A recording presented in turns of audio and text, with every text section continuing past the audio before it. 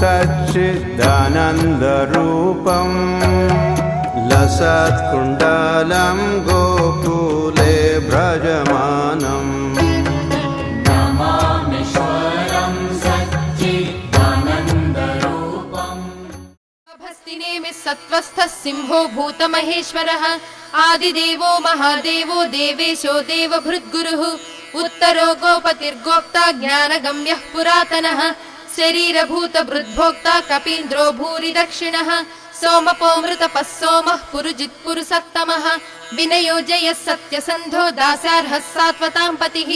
जीवो विनयिता साक्षी मुकुन्दो मितविक्रमः अम्भो निधिरनन्तात्मा महोदधिशयोऽन्तकः अजो महार्हः स्वाभाव्यो जिता मित्रः प्रमोदनः आनन्दो नन्दनो नन्दः सत्यधर्मा त्रिविक्रमः महर्षिः कपिलाचार्यः कृतज्ञो मेदिनीपतिः त्रिपदस्त्रिदशाध्यक्षो महाशृङ्गः कृतान्तकृत् महावराहो गोविन्दः सुषेणः कनकाङ्गदी गुह्यो गभीरो गहनो गुप्तश्चक्रगदाधरः वेधास्वाङ्गोजितः कृष्णो दृढः सङ्कर्षणोच्युतः वरुणो वारुणो वृक्षः पुष्कराक्षो महामनाः भगवान् भगः नन्दी वनमाली हलायुधः आदित्यो ज्योतिरादित्यः सहिष्णुर्गतिसत्तमः सुधन्वा खण्ड परशुद्धारुणो द्रविणप्रदः दिवस्पृक् सर्वदृग्व्यासो वाचस्पतिरयो निजः त्रिसामासामगः साम निर्वाणं भेषजं भिषक् सन्न्यासकृच्चमस्सान्तो निष्ठा शान्तिपरायणम् शुभाङ्गः शान्तिदः स्रष्टा कुमुदः कुवलेशयः गोहितो गोपतिर्गोप्ता वृषभाक्षो वृषप्रियः अनिवर्ती निवृत्तात्मा संक्षेप्ता क्रेमकृच्छिवः श्रीवत्सवक्षः श्रीवासः श्रीपतिः श्रीमताम्बरः श्रीधः श्रीशः श्रीनिवासः श्रीनिधिः श्रीविभावनः श्रीधरः श्रीकरः श्रेयः श्रीमान् लोकत्रयाश्रयः स्वक्षस्वङ्घस्यतानन्दो नन्दिर्ज्योतिर्गणेश्वरः विजितात्मा विधेयात्मा सत्कीर्तिश्चिन्न संशयः उदीर्णः सर्वतश्चक्षुरनीशः शाश्वतस्थिरः भूषयो भूषणो भूतिर्विशोकः शोकनाशनः अर्चिष्मानर्चितः कुम्भो विशुद्धात्मा विशोधनः अनिरुद्धो प्रतिरथः प्रद्युम्नो मितविक्रमः कालनेमिनिहावीरः शौरिः शूरजनीश्वरः त्रिलोकात्मा त्रिलोकेशः केशवः केशिहा हरिः कामदेवः कामपालः कामीकान्तः कृतागमः अनिर्देश्य वपुर्विष्णुर्वीरोऽनन्तो धनञ्जयः ब्रह्मण्यो ब्रह्मकृद्ब्रह्मा ब्रह्म ब्रह्म विवर्धनः ब्रह्मविद्ब्राह्मणो ब्रह्मी ब्रह्मज्ञो ब्राह्मणप्रियः महाक्रमो महाकर्मा महातेजा महोरगः महाक्रतुर्महायज्वा महायज्ञो महाहविः स्तव्यस्तव प्रियस्तोत्रं स्तुतिस्तोतारणप्रियः पूर्णः पूरयिता पुण्यः पुण्यकीर्तिरनामयः मनोजवस्तीर्थकरो वसुरेता वसुप्रदः वसुप्रदो वासुदेवो वसुर्वसुमनाहविः सद्गतिः सत्कृतिः सत्ता सद्भूतिः सत्परायणः शूरसेनो यदुश्रेष्ठः सन्निवासः सुयामुनः भूतावासो वासुदेवः सर्वासु निलयो नलः दर्पः दर्पदो दृप्तो दुर्धरोधापराजितः विश्वमूर्तिर्महामूर्तिर्दीपमूर्तिरमूर्तिमान् अनेकमूर्तिरव्यक्तः शतमूर्तिः शताननः एको नैकः स वः कः किं यत्तत्पदमनुत्तमम् लोकबन्धुर्लोकनाथो माधवो भक्तवत्सलः सुवर्णवर्णो हेमाङ्गो वराङ्गश्चन्दनाङ्गदी वीराः विषमः शून्यो घृताशीरचलश्चलः अमानीमानदो मान्यो लोकस्वामी त्रिलोकधृत् सुमेधा मेधजो धन्यः सत्यमेधाधराधरः तेजो वृषोद्युतिधरः सर्वशस्त्रभृताम्बरः प्रग्रहो निग्रहो व्यग्रो नैकः शृङ्गो गदाग्रजः चतुर्मूर्तिश्चतुर्बाहुश्चतुर्व्यूहश्चतुर्गतिः चतुरात्मा चतुर्भावश्चतुर्वेदविदेकपात् समावर्तो निवृत्तात्मा दुर्जयो दुरतिक्रमः दुर्लभो दुर्गमो दुर्गो दुरावासो दुरारिः शुभाङ्गो लोकसारङ्गः सुतन्तुस्तन्तुवर्धनः इन्द्रकर्मा महाकर्मा कृतकर्मा कृतागमः उद्भवः सुन्दरः सुन्दो रत्ननाभः सुलोचनः अर्को वाजसनिःशृङ्गी जयन्तः सर्वविजयी सुवर्णबिन्दुरक्षोभ्यः सर्ववागीश्वरेश्वरः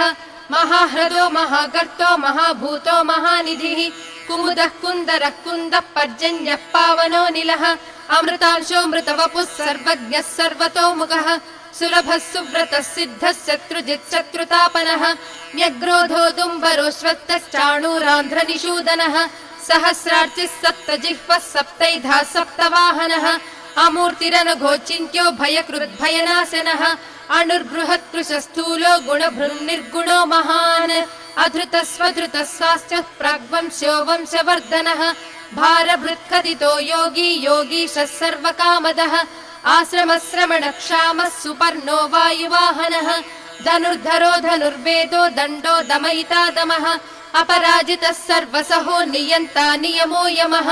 सत्त्ववान् सात्विकः सत्यः सत्यधर्मपरायणः अभिप्रायः प्रियार्होर्हः प्रियकृत्प्रीतिवर्धनः विहाय सगतिर्ज्योतिः सुरुचिः हुतभुग्विभुः रविर्विलोचनः सूर्यः सविता रविलोचनः अनन्तो हुतभुग्भोक्ता सुखदो नैकदोऽग्रजः अनिर्विण्णः सदामर्षि लोकाधिष्ठानमद्भुतः सनातनस्तमः कपिलः कपिरव्ययः स्वस्तिदः स्वस्तिकृत् स्वस्ति स्वस्ति भुक् स्वस्ति दक्षिणः अरौद्रः कुण्डली चक्री विक्रम्यूर्जितशासनः शब्दादिगः शब्दसः शिशिरः शर्वरीकरः अक्रूरः पेशलो दक्षो दक्षिणः क्षमिनाम्बरः विद्वत्तमो वीतभयः पुण्यश्रवणकीर्तनः उत्तारणो दुष्कृतिः पुण्यो दुःस्वप्ननाशनः वीरः रक्षणः सन्तो जीवनं पर्यवस्थितः अनन्तरूपोऽनन्तश्रीर्जितमन्युर्भयापहः चतुरस्रो गभीरात्मा विदिशो व्यादिशो दिशः अनादिर्भूर्भुवो लक्ष्मी सुवीरो रुचिराङ्गदः जननो जनजन्माधिर्भीमो भीमपराक्रमः आधारनिलयो धाता पुष्पहास प्रजागरः ऊर्ध्वगः सत्पदाचारः प्राणदः प्रणवप्पणः प्रमाणं प्राणनिलयः प्राणभृत् प्राणजीवनः तत्त्वं तत्त्वविदेकात्मा जन्म मृत्युजरातिगः भूर्भुवः स्वस्तरुस्सारः सविता प्रपितामहः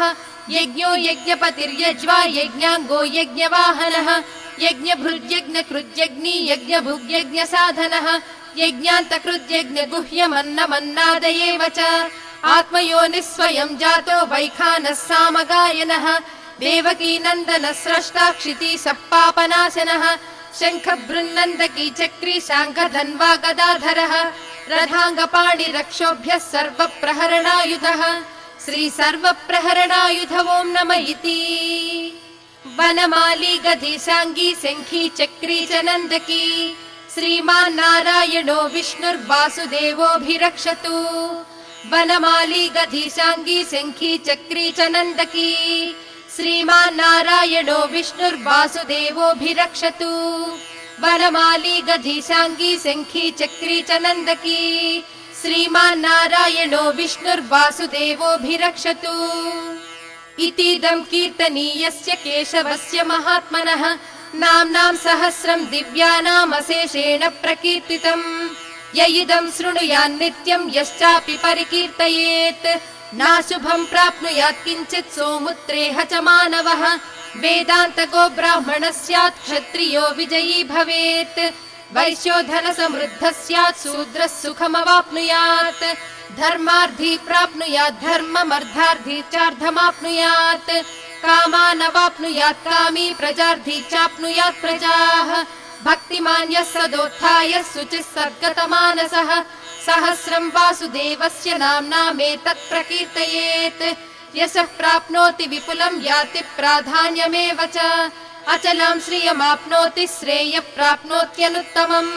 न भयं क्वचिदाप्नोति वीर्यं तेजश्च विन्दति भवत्यरोगो द्युतिमान् बलरूपगुणान्वितः रोगार्तो मुच्यते रोगार्बद्धो मुच्येत बन्धनात् भयान्मुच्येत भीतस्तु मुच्येतापन्न आपदः दुर्गाण्यतितरत्याशु पुरुषः पुरुषोत्तमम्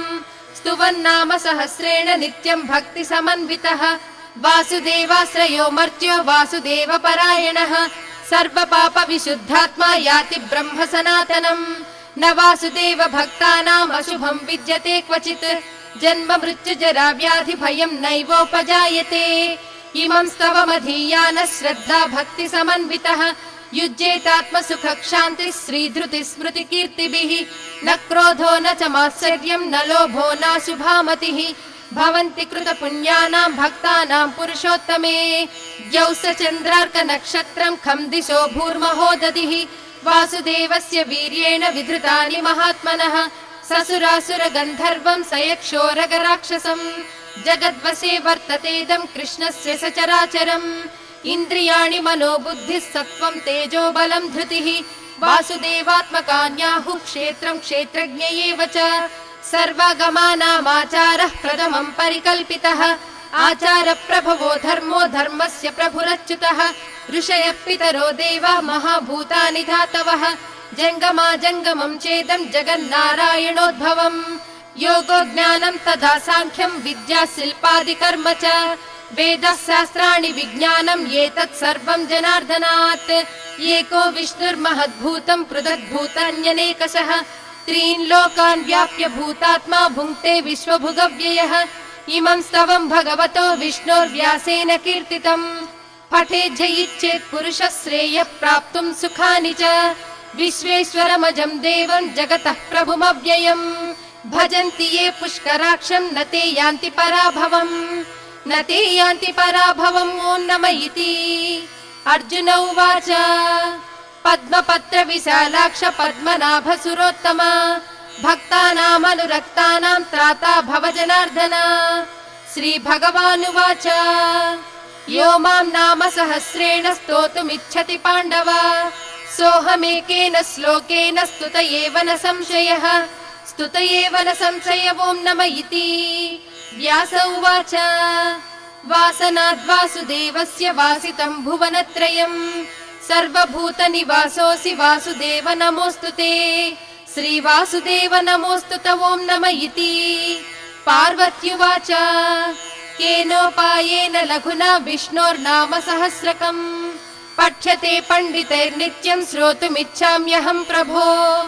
ईश्वर उवाच श्रीराम राम रामेति रमे रामे मनोरमे सहस्रनाम तत्तुल्यं राम नाम वरानने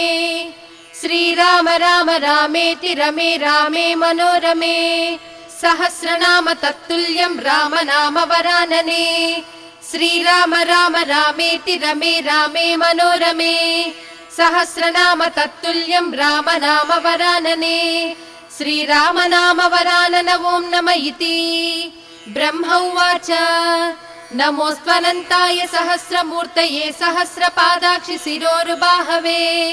सहस्रनाम्ने पुरुषाय शाश्वते सहस्रकोटियुगधारिणे नमः श्रीसहस्रकोटियुगधारिणे नमः ॐ नमः इति सञ्जय उवाच यत्र योगीश्वरः कृष्णो यत्र पार्थो धनुर्धरः तत्र श्रीर्विजयो भूतिर्ध्रुवा नीतिर्मतिर्मम श्रीभगवानुवाच अनन्याश्चिन्तयन्तो मां ये जनः पर्युपासते तेषां नित्याभियुक्तानां योगक्षेमं वहाम्यहम् परित्राणाय साधूनां विनाशाय च दुष्कृतां धर्म संस्थापनार्थाय सम्भवामि युगे युगे आर्ता विषण्णाः शिथिलाश्च भीता घोरेषु च व्याधिषु वर्तमानाः संकीर्त्य नारायण शब्दमात्रं विमुक्त दुःखाः सुखिनो भवन्ति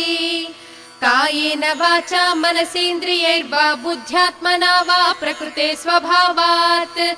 करोमि यद्यत् सकलं परस्मै नारायणायेति समर्पयामि।